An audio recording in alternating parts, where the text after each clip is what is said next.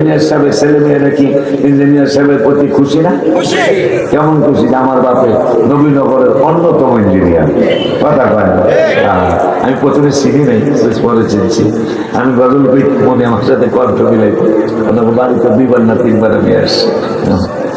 আব্বা জানবারে আমার শুরু করছি, তাহলে একবার পড়ে নেই আল্লাহুম্মা সাল্লি আলা সাইয়্যিদিনা মাওলানা মুহাম্মদ ওয়া আলা সাইয়্যিদিনা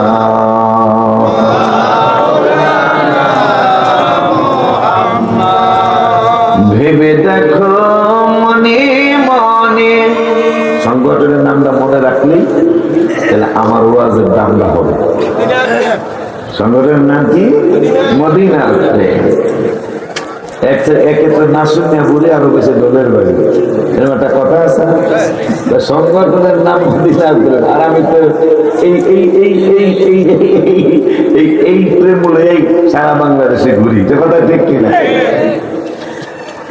ভেবে দেখো মনে মনে প্রেম করছো নি নবীর সনে। ভেবে দেখো মনে মনে প্রেম করছো নি হাবিবের সনে। নইলে ঠেকবা দুজাহানে মুহাম্মদ ইয়া রাসূলুল্লাহ। আল্লাহুম্মা সাল্লি سيدنا مولانا وعلى سيدنا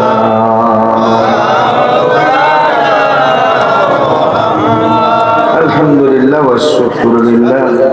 উত্তর দাল্লা কেন্দ্রীয় বড় জামে মসজিদের উদ্যোগে 19তম মাশাআল্লাহ। আমাকে গত বছর এরা দোয়া করে দিয়েছিলেন, আবার এইবারও দোয়া করে দেওয়ার জন্য আনলেন। 19-এর একটা গুণাগুণ আছে, বিসমিল্লাহির রহমানির রহিম। এটা 19 অক্ষর। এটা যারা প্রতিদিন 100 বার পড়বে আল্লাহ রাব্বুল আলামিন দোজখের দারোগা 19 জন তাদেরকে এই লোকটার জন্য নরম বানায় দিবে। আল্লাহ তাকে জাহান্নাম থেকে বাঁচাবেন ইনশাআল্লাহ।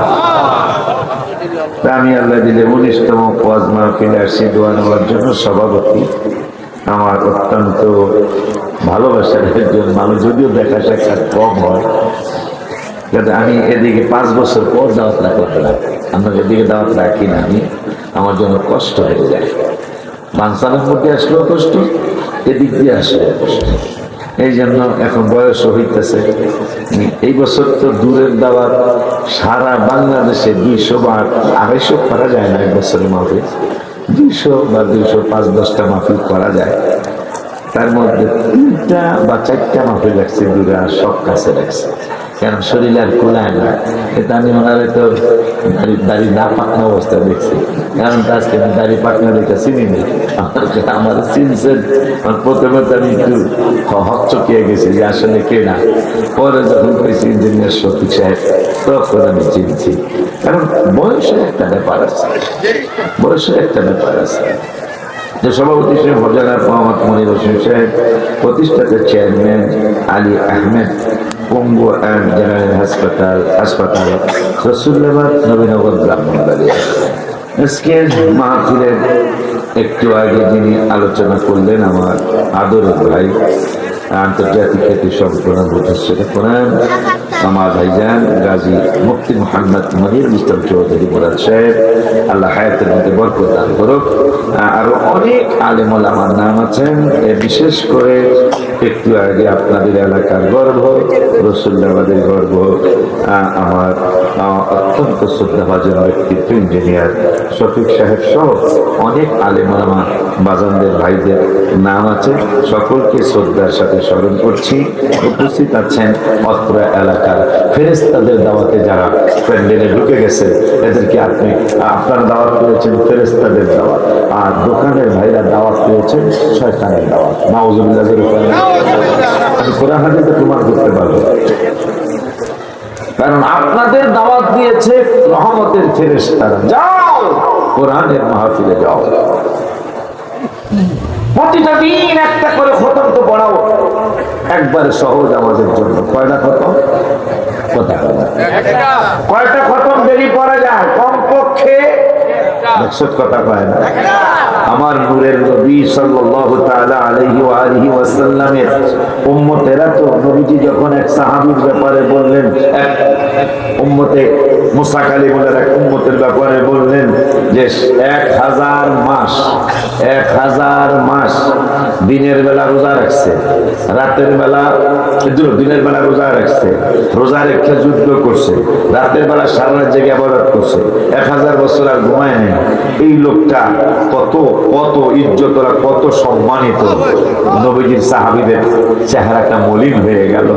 1000 মাস 83 বছর 4 মাস দিনের বেলা রোজা রাখছে আর রাত্রে জায়গা জায়গা ইবাদত করছে, এতদিন তো আমরা হায়াতই পাইতাম না। আমার আল্লাহ রাব্বুল আলামিন জান জিবরাইল একটা দৌড় মারো, কই ভাই যাও, আমার হাবিবের উম্মতদের ব্যথা বন্ধু যেমন সহ্য করতে পারে না, আমিও সইতে পারি না।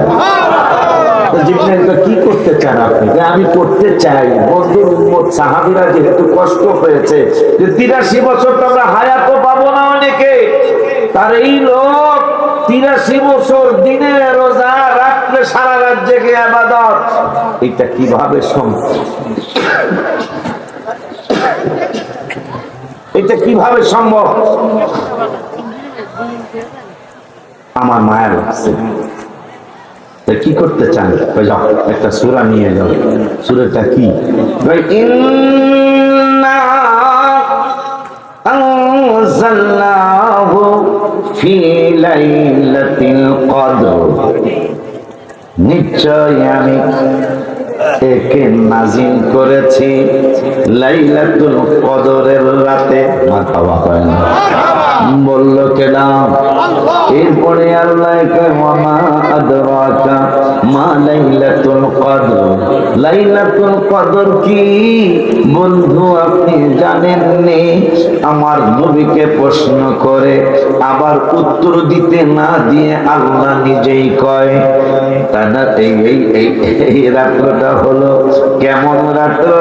ও বন্ধু, আপনারে প্রশ্ন করে আমি আপনাকে বলতে দিব না, আমি নিজেই প্রশ্ন করে আমি নিজেই আপনাকে উত্তর দিয়ে দিলাম। কয় দেন আমি শুনি। আমার আল্লাহ কয় লাইলাতুল কদরে খায়রুম মিন আলফি শাহর। এই রাত্রটা এমন একটা রাত্র, এই রাত্রটা যদি আপনার উম্মতেরা, এই রাত্রটা যদি আপনার উম্মতেরা ইফতার করার পরে তারাবি সহ এশা সহ ফজর পর্যন্ত যদি তারা রাতের বেলা জাগে, তাই আমি আল্লাহ একটা সিদ্ধান্ত নিয়েছি। কি সিদ্ধান্ত? আমি আল্লাহ 83 বছর 4 মাস মানে 1000 মাসের নেক দিয়া দেব। আমার হাবিবুল্লাহ কয় কেন এত মহব্বত করলেন? আপনার উম্মতের কষ্ট আপনি যেমন সহ্য করতে পারেন না, দলিল কি? উম্মতের কষ্ট নবী সহ্য করতে পারে না।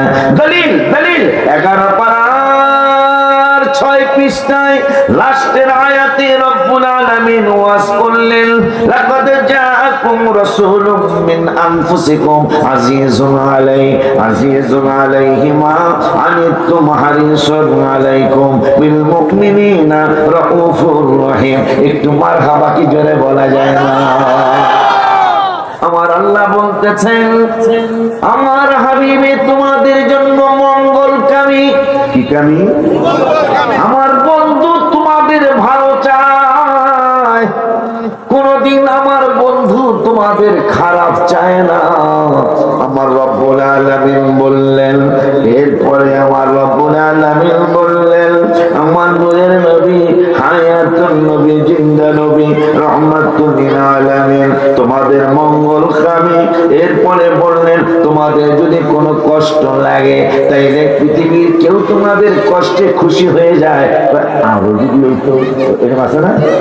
এরকম আছে না? ইঞ্জিনিয়ার স্যার, ইঞ্জিনিয়ার স্যার বিপদে পড়ছে, এখন বাজানে ভাষ্যকার ভালো হয়েছে, কথা বলে এরকম লোক কিছু আছে না সমাজে? কিন্তু আমার আল্লাহ বলতেছেন তোমাদের যত ধরনের কষ্ট আছে, আমার নূরের নবী সেই কষ্ট সহ্য করতে পারে না। আমার আল্লাহ এরপরে বললেন বিল মুমিনিনা রাউফুর রহিম, আমার হাবিবুল্লাহ ঈমানদারদের জন্য দয়ালু। আল্লাহু আকবার। আমি তো দেখতেছি কোরআন শোনার মানুষ আছে তো, আমি মনে করেছিলাম আমার ছোট্ট ভাইটা চলে গেলে আমার তো ফাঁকি দিয়ে চলে যাবে না, তাহলে কারণ অর্থ জনপ্রিয়তা এ এলাকার থেকে বেশি।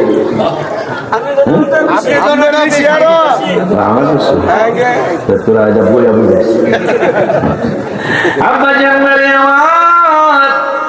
আমার এই দাওয়াতের পরে যদি দোকানে থাকেন, আর কি ভাই দোকানে খাইছেন না 5 ঘন্টা 6 ঘন্টা, কি খারাপ করছেন? 5 ঘন্টা 6 ঘন্টা তো দোকানে খাইছেন, এখন আল্লাহর কাছে একটু আসেন না? কথা ভাই, এখন একটু আল্লাহর কাছে আসেন না? এই কোরআনের কাছে একটু আসেন না? 5-6 ঘন্টা তো খাইছেন আল্লাহ দিলে। আব্বা জানলে আমার কত বড় ঘোষণা! আল্লাহ বললেন আমার বন্ধু তোমাদের মঙ্গলকামী।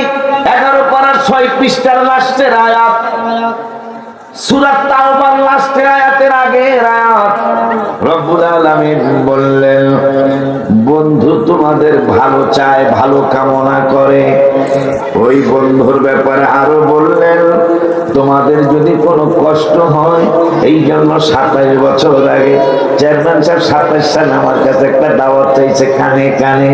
আবার 27 বছর আগে আমার এই গজলটা লেখা, তোমার কষ্ট যাত না, এই কোরআন শরীফের আয়াতটা পড়লে এই গজলটা আমি লিখছি।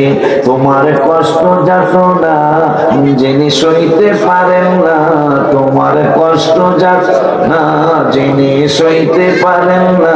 হায় হায় ওই নবীজির মহব্বতে মিলাদ পড়িও, মন যদি দিতে হয় নবীকে দিও, বলো না মন যদি দিতে হয় নবীকে দিও।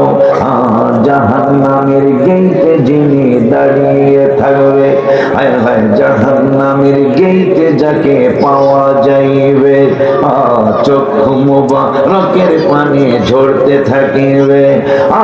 ওই নবীজির মহব্বতে, ওই নবী মহব্বতে দুরূদ পড়িও, মন যদি দিতে হয় নবীকে। তোমার কষ্ট যাত না, কোরআনটা আমি বাংলায় কবিতা আকারে লিখছি আর কি। তোমার কষ্ট যাত না যিনি সইতে পারে না, তোমার কষ্ট না যিনি সইতে পারে না। হায় হায় ওই নবীজির মহব্বতে মিলাদ পড়িও, মন যদি দিতে হয় নবীকে দিও। মাশাআল্লাহ, না কণ্ঠটা আগের মতোই আছে দেখা যায়। আমারে বাবারে বাবারে, যেহেতু মদিনার প্রেম সংগঠনের নাম, এই জন্য এই দিকে ইনশাআল্লাহ আমি আলোচনা করব। বাজারে আমার এখন আমার আল্লাহ বলল লাইলাতুল কদরি খায়রুম মিন আলফি শাহর। ও বন্ধু, আপনার উম্মতেরা মনে কষ্ট পেয়েছে, একটু আগে দুঃখ পেয়েছে। আপনি তাকরীর করেছিলেন, নসিহত করেছিলেন, বনি ইসরাঈলের উম্মত 1000 মাস দিনের বেলা যুদ্ধ করেছে, রাতের বেলা সারা রাত জেগে জেগে ইবাদত করেছে, শুই না তাদের মাথা নষ্ট। এতদিন তো আমরা হায়াতও পাবো না। এই জন্য আপনার দিকে তাকায়া আপনার উম্মতের মায়া কইরা আমি একটা রাত্র দিয়ে দিলাম। ওরা 83 বছর বছর 4 মাস ইবাদত করা লাগবে না, ওরা 80 বছর ইবাদত করা লাগবে না, মানে এইরকম সারা রাত জায়গা 1000 মাস ইবাদত করা লাগবে না, 1000 বছর 1000 মাস রোজা রেখে যুদ্ধ করা লাগবে না। নবী কয় তাইলে কি করবেন? আমি সিদ্ধান্ত নিয়েছি এই লাইলাতুল কদরের রাতে যদি ইফতারির পর থেকে